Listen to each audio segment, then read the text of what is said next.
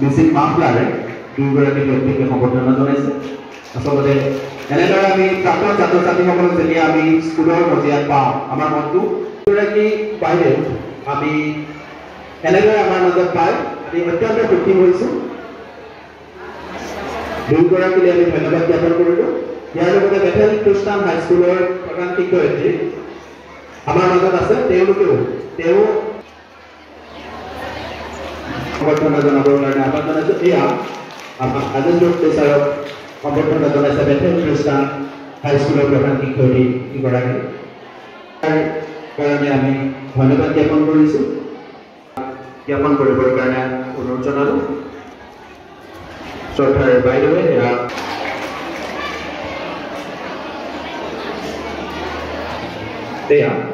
তেওঁ পুনৰ সম্বৰ্ধনা জনাব বিচাৰিছে। আমি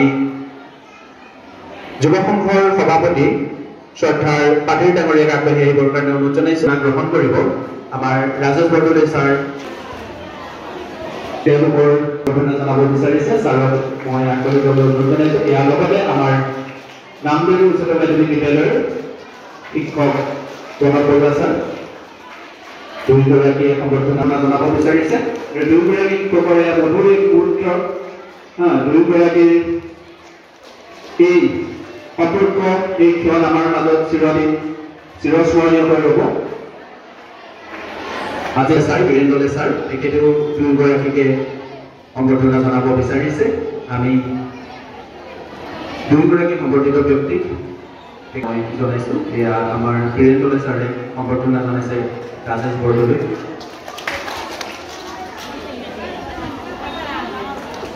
নহয়, এখন জিলাৰ দায়িত্ব গ্ৰহণ কৰি থকা বিষয়া হিচাপেও আমি প্ৰতিটো কথা লক্ষ্য কৰোঁ। এতিয়া এই বিদ্যালয়ৰ যিজন অধ্যক্ষ বৰুৱাদেৱ এই বিদ্যালয়খনৰ অধ্যক্ষই নহয়, এখন জিলাৰ, এখন ৰাজ্যৰ শিক্ষাৰ দিশত দিহা পৰামৰ্শ দিব পৰা এজন ব্যক্তি। এই দুজন ব্যক্তিৰ তেওঁলোকৰ যিটো দায়িত্ব, যিটো কৰ্তব্যই তেখেতসকলক এই কৃতিত্ব অৰ্জন কৰিবলৈ সক্ষম কৰিছে। কিন্তু তাৰ বিদ্যালয়ৰ শিক্ষাগুৰুসকলক কৃতিত্ব দিব লাগিব, এই বিদ্যালয়ৰ ছাত্ৰ ছাত্ৰীসকলক কৃতিত্ব দিব লাগিব, এই বিদ্যালয়ৰ অভিভাৱক আৰু অভিভাৱিকাসকলক। ছাত্ৰ ছাত্ৰীৰ যদি ৰিজাল্ট বেয়া হয়, কোনো কাৰণত ৰাজেশ বৰদলৈয়ে কৃতিত্ব লাভ কৰিব নোৱাৰে। গুণোৎসৱৰ ফলাফল যদি বেয়া হয়, কোনো কাৰণত লাভ কৰিব নোৱাৰে।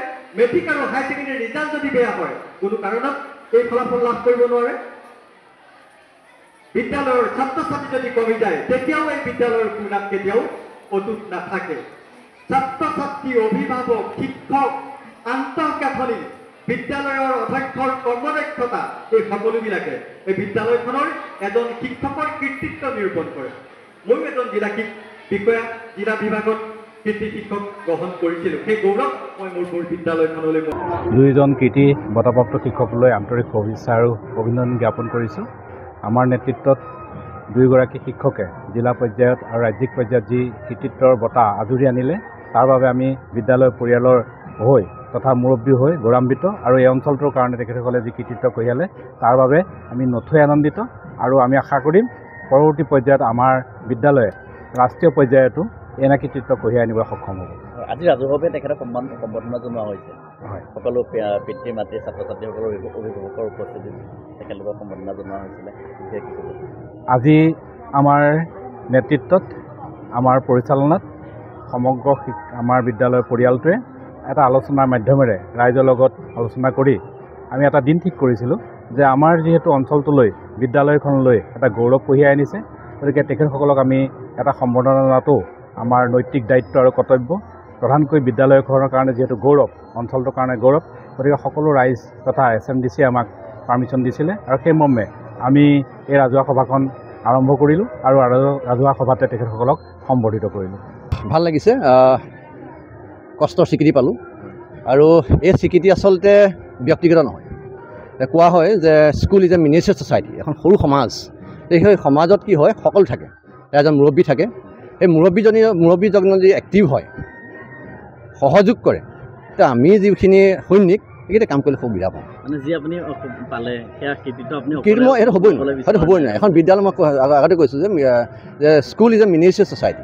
মিনিয়েচাৰ ছ'চাইটিত বহু মানুহ থাকে, সেই সকলোৰে সহায় সহযোগিতাত আমি বিদ্যালয়খন আগবঢ়াইছোঁ। আজি ভাল লাগিছে কি যে 2015 চনত মই বিদ্যালয় জইন কৰিছিলোঁ, এই বিদ্যালয়ত মই অংশগ্ৰহণ কৰিছিলোঁ। আৰু তাৰপিছৰ পৰা নিৰবিচ্ছিন্নভাৱে আমাৰ অধ্যক্ষ সন্মানীয় ৰাজীৱ কুমাৰ বৰুৱা ছাৰৰ নেতৃত্বত এইখন বিদ্যালয় আগবাঢ়ি গৈছে। যোৰহাটত নহয়, অসমত জিলিকি পৰিছে। হয়, তাত মোৰ নামটো আছে, কিন্তু মোৰ নামৰ পিছত বিদ্যালয়খনৰ অধ্যক্ষ, বিদ্যালয়খনৰ শিক্ষক শিক্ষয়িত্ৰী, ৰাইজ আৰু ছাত্ৰ ছাত্ৰী সকলো আছে। আৰু গৌৰৱৰ কথাটো এইটোৱেই যে মই ভাবোঁ মই যদি আদৰ্শ টাইপৰ উচ্চতৰ মাধ্যমিক বিদ্যালয়ত নাথাকিলোহেঁতেন মই কিন্তু এই পুৰস্কাৰ পাবলৈ সক্ষম নহ'লহেঁতেন। কাৰণ এই বিদ্যালয়ত সকলোৰে অংশগ্ৰহণ, সকলোৰে সহায় সহযোগিতা আছে। আৰু তাৰ বাবে মোৰ নামটো হয় আগবাঢ়িছে, কিন্তু তাৰ লগতে বিদ্যালয়খন, তাৰ লগতে অঞ্চলটো, তাৰ লগতে মোৰ পৰিয়ালবৰ্গক যে মই আগবঢ়াব পাৰিছোঁ তাৰ মই যথেষ্ট ধন্য। ভাল লাগিছে আমাৰ শিক্ষক ছাত্ৰ ছাত্ৰীৰ লগতে আমাৰো এই অঞ্চলটোলৈ আমাৰ নামত সফলতা বুলি কৈছে, কিন্তু এইটো মোৰ ব্যক্তিগত সফলতা নহয়। আমাৰ এই বিদ্যালয় পৰিয়ালৰ নেতৃত্বত আমাৰ অধ্যক্ষ মহোদয় আঁৰত আছে, আৰু ছাত্ৰ ছাত্ৰীসকল আছে, শিক্ষকসকল আছে, অভিভাৱকসকল আছে। কাৰণ অকলে যিখিনি গুণ আয়ত্ব কৰোঁ এইটোৰে কৃতি শিক্ষক পাব নোৱাৰে। কাৰণ মই এতিয়া অনুভৱ কৰিছোঁ বা অভিজ্ঞতাৰ পৰা কৈছোঁ যে এই সফলতাৰ আঁৰত প্ৰথমতে লাগিব আমাৰ শিক্ষকসকলক, তাৰ পাছতে ছাত্ৰ ছাত্ৰী লাগিব, অভিভাৱকসকলক লাগিব।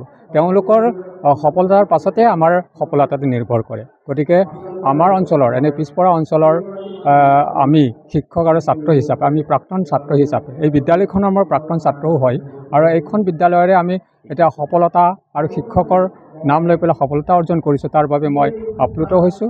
আপোনালোকৰ মেডিয়াৰ যোগেদি এই কথাটো আমাৰ এই অঞ্চলক জনাই দিয়াৰ বাবেও আপোনালোকক ধন্যবাদ জ্ঞাপন কৰিছোঁ। গতিকে আমাৰ সফলতাত সকলো জড়িত হৈ আছে আমাৰ শিক্ষা বিভাগ, তাৰ আঁৰত আছে অধ্যক্ষ মহোদয়ৰ নেতৃত্ব পৰামৰ্শত এই সফলতা আজি এনেকুৱা ৰূপ লৈছে।